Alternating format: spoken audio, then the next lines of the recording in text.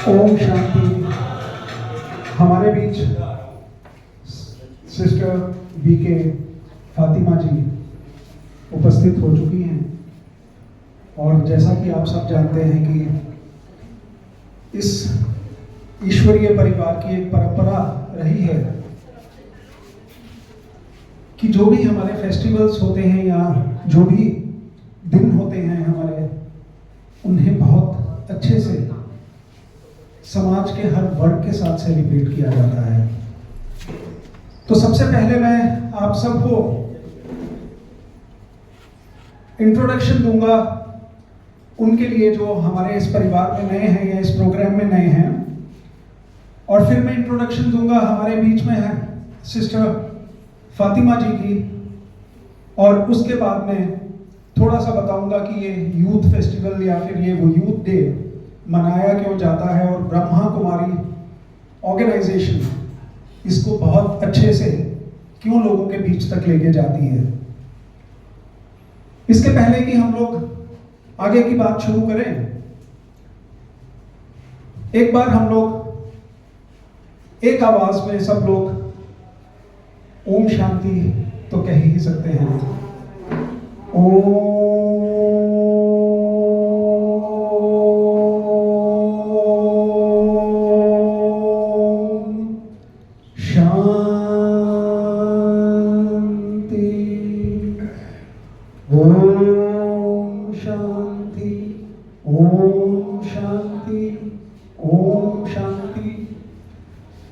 तो जैसा कि आप सब लोग जानते हैं कि आज यूथ डे है।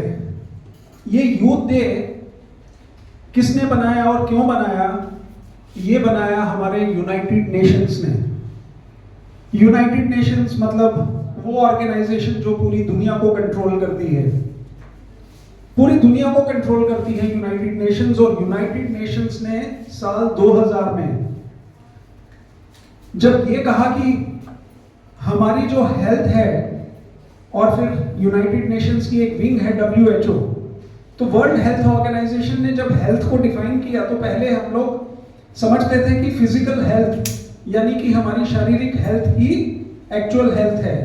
लेकिन फिर एक वक्त आया सिस्टर, इसमें ऐड हो गया मेंटल हेल्थ। तो मेंटल हेल्थ और फिजिकल हेल्थ इन दोनों को मिला के कहा कि ये हमारी असली हेल्थ है। लेकिन जिस तरह से वक्त चलता गया, फिर इसमें तीसरी डायमेंशन ऐड हुई और उसमें ऐड हो गई वो हमारी सोशल हेल्थ यानी कि हमारी सामाजिक हेल्थ। और अब जाकर इसकी डेफिनेशन कंप्लीट हुई है जब WHO ने कहा कि हम लोग तब तक हेल्थी नहीं हैं जब तक हमारी स्पिरिचुअल हेल्थ अच्छी नहीं है। तो स्पिरिचुअलिटी को WHO ने या फिर यूनाइटेड नेशंस ने एंडोर्स कर दिया, मतलब उस पर ठप्पा लगा दिया कि हम जब तक स्पिरिचुअलिटी को जानेंगे नहीं, उसको अपने जीवन का हिस्सा नहीं बनाएंगे, तब तक हम लोग हेल्दी भी नहीं रहेंगे। और अगर हमने अपने समाज को हेल्दी बनाना है तो सबसे पहले किसको हेल्दी बनाने की जरूरत है? आज के यूथ को, जो हमारी इस हेल्थ को कहीं ना कहीं प्रॉपर तरीके से समझने में समर्थ नहीं है। ब्रह्मा कुमारी ऑर्गेनाइजेशन या फिर प्रजापिता ब्रह्मा कुमारी ईश्वरीय विश्वविद्यालय इन सब चीजों पर बहुत जोर देता है कि आने वाला जो सतयुग है वो हम लोगों से ही बनेगा, और आज के यूथ अगर इसमें शामिल नहीं होंगे इस मुहिम में, तो ये मुहिम अधूरी रह जाएगी या फिर पूरी होने में कहीं ना कहीं उसमें कमी रह जाएगी। तो इसी मकसद के साथ इस यूथ डे को आज मनाने के लिए या फिर इसके बारे में बात करने के लिए हमारे बीच में सिस्टर फातिमा हैं, राजयोगिनी ब्रह्मा कुमारी फातिमा जी। सिस्टर फातिमा की अगर मैं इंट्रोडक्शन आपको दूं तो ये बिजनेस मैनेजमेंट में ऑस्ट्रेलिया से पढ़ाई करके आई हैं। सिस्टर फातिमा ऑस्ट्रेलिया में पढ़ाई करके आई हैं और इन्होंने अपने पढ़ाई के दौरान बहुत सारे श्रेष्ठ एप्रिसिएशंस भी पाए। ये इतनी मेरिटोरियस थी कि इनको एक स्टूडेंट्स की कमेटी होती है, वहां पे रिप्रेजेंट करने के लिए एक रिप्रेजेंटेटिव चाहिए होता है। तो सिस्टर ने वहां पर मेलबॉर्न में उस कमेटी को भी रिप्रेजेंट किया, और फिर इन्होंने, इनकी क्योंकि क्वालिफिकेशन थी टूरिज्म में, इन्होंने जो मैनेजमेंट करी थी वो टूरिज्म मैनेजमेंट में करी थी, और इन्होंने हॉस्पिटैलिटी इंडस्ट्री में वहां पर 6 साल तक काम भी किया। लेकिन जब उस स्पिरिचुअलिटी की बात आती है, जब उस स्पिरिट की समझ आती है, तो कहीं ना कहीं हमको ये लगने लग जाता है कि हम ये जो कर रहे हैं, ये क्या कर रहे हैं और क्यों कर रहे हैं।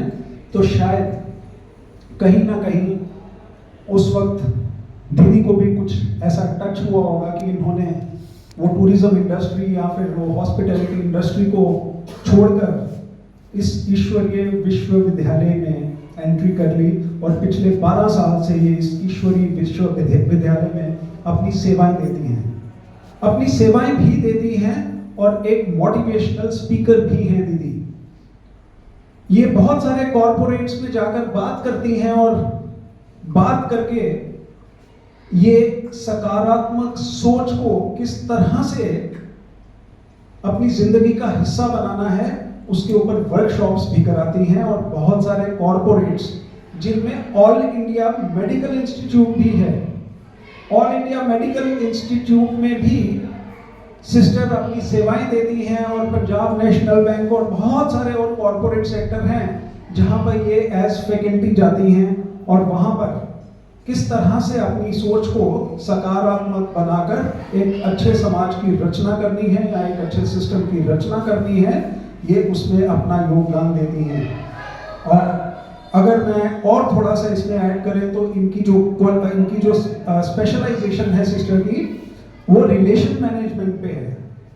रिलेशन मैनेजमेंट जो आज इस यूथ के लिए एक चैलेंज बन चुका है। रिलेशन मैनेजमेंट, बिकॉज रिलेशनशिप्स हमारी आज इतनी कमजोर हो चुकी हैं कि हम लोग अपने ही घरों में या अपने ही घरों के आसपास अपने ही रिश्तों में बिखरते हुए और टूटते हुए रिश्ते इस कदर देख रहे हैं कि हमको खुद भी यकीन नहीं होता है कि ऐसा कैसे हो सकता है।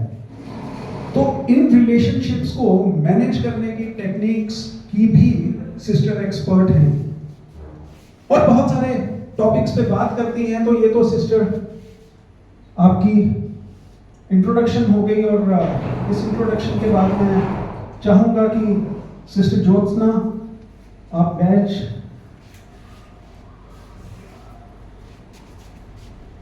और दीदी का स्वागत लेनी सिस्टर।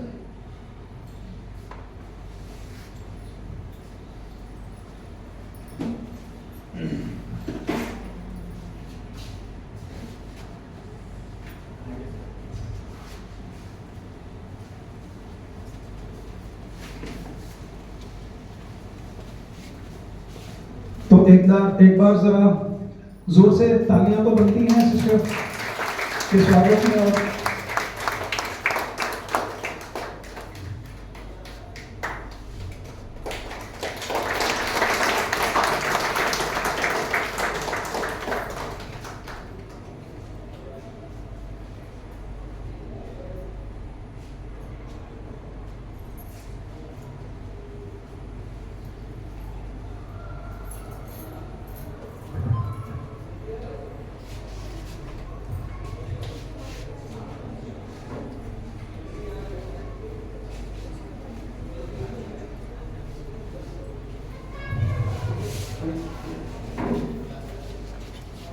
और जैसा कि मैंने आपको बताया कि हम लोग अभी इसके बाद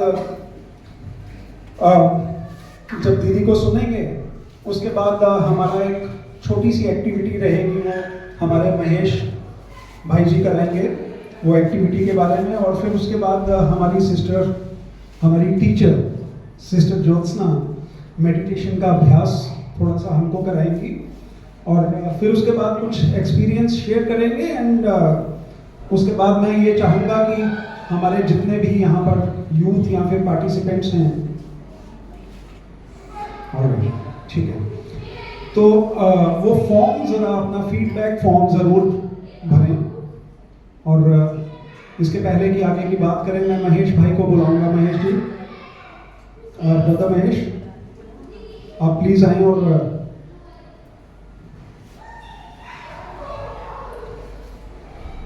आइस ब्रेकिंग की जो आपकी एक्टिविटी है वो उसको अंजाम दें प्लीज़। ये कार्यक्रम आदित्य यूनिवर्सिटी गाजियाबाद से लाइव है। ये ब्रह्मा कुमारी यूथ विंग की तरफ से ऑर्गेनाइज किया गया है। यूथ डे के उपलक्ष्य में बनाया गया है। कमेंट करना sir. Thank you very much. Om Shanti. आज के बदलते युवा जीवन में हम चीज़ों को, कोई भी हो, चीज़ों को थोड़ा प्रैक्टिकल कुछ दिखता है तो ज़्यादा सीखते हैं। तो हम लाइफ में चीज़ों को कैसे डील करते हैं उस एक एक्टिविटी के माध्यम से समझेंगे। सभी के पास रुमाल होगी? रुमाल होगी सभी के पास?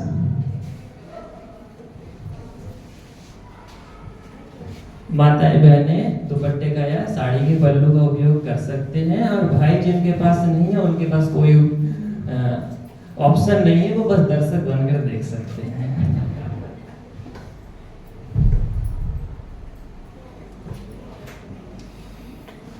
तो इसमें करना क्या है कि आप अपने हाथों को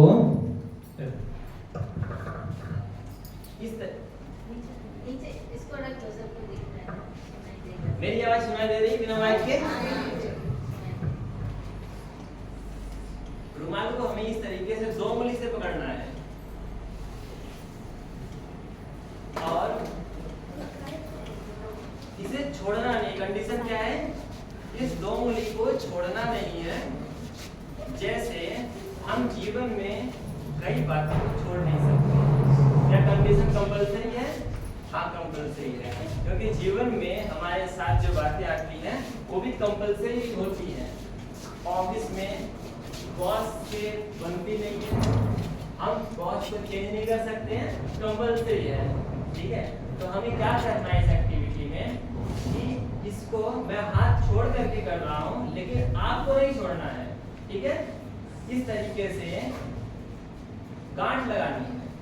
ठीक है, समझ में आ गया? इस तरह गांठ लगानी है, लेकिन हाथ छोड़ना नहीं है। ठीक है, सभी करेंगे।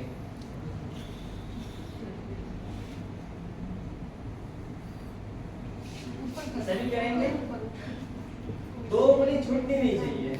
ये कार्यक्रम आदित्य यूनिवर्सिटी गाजियाबाद से लाइव है और ये यूथ डे के फर्स्ट उपलक्ष्य में मनाया जा रहा है। ब्रह्मा कुमारीज यूथ विंग की तरफ से ऑर्गेनाइज किया जा रहा है। Club hall, Aditya university Ghaziabad. आप ट्राई करना। उंगली मतलब दोनों हाथ छूटनी नहीं चाहिए, दोनों उंगली में से आप, लेकिन गांठ लग जानी चाहिए। दोनों उंगली में से आप कोई उंगली छोड़ नहीं सकते। ऐसा नहीं कि हालांकि एक उंगली क्रॉस करके करते, नहीं, आप दोनों उंगली नहीं छोड़ सकते हैं।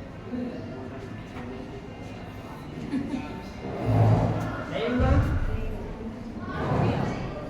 क्या ये संभव है? बिना उंगली छोड़े हुआ एक बराबर करेंगे?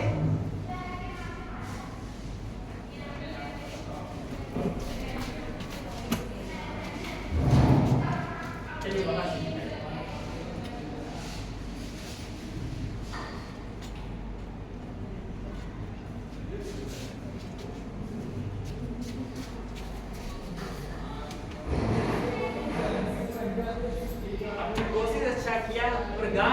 सही किया, बहुत अच्छा, लेकिन जैसी लगनी चाहिए उससे अलग है, यानी कि ये खींचते ही छूट जाएगी। तो हम इसके लिए क्या करें? इसको ऐसा ही रहने दें, इसको ऐसा ही रहने दें जो जैसा है। हम परेशानियों में हैं दूसरों की वजह से, जैसे चल रहे चलते रहे, दुखी है होते रहे, परेशान है होते रहे। ऐसे जीवन चलेगा तो क्या करना पड़ेगा? हम बॉस को बदलें, घर वालों को बदलें, या अपने अप्रोच को बदलें, अपने तरीके को बदलें। तरीका बदल के भी तो हो सकता है, तो कैसे बदलेंगे? तो अब ऐसा करें, इस रुमाल को थोड़ी देर के लिए अपनी गोद में रख लें। ठीक है, कोई भाई आप इधर आ जाओ, क्योंकि मैं खड़ा हूं तो मेरे पास गोद नहीं है अभी।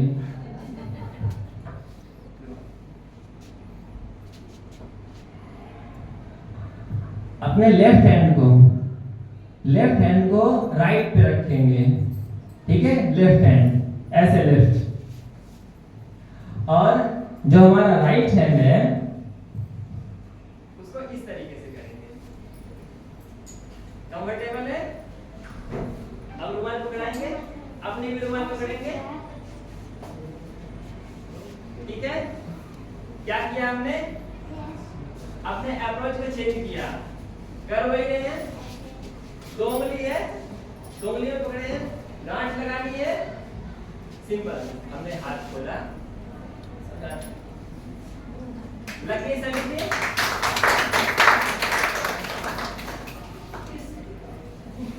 फिर से दिखाना है।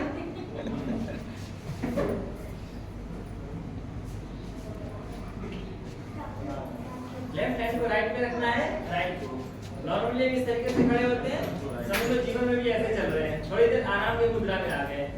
अब परिस्थितियों को पकड़ना है, थोड़ा सा रिलैक्स होकर के, और उसके बाद नॉर्मली उसे ट्विस्ट करना है, और परिस्थिति हमारे कब्जे में है। जो भी कंडीशन है वो हमारे कंट्रोल में है, हम इसे जैसा चाहते थे वैसा मोल्ड कर लीजिए। यानी चेंज किसको करना है? परिस्थिति को नहीं, स्वयं को चेंज करना है। हमें अपने को चेंज करेंगे तो हमारे सराउंडिंग चेंज हो जाएंगे।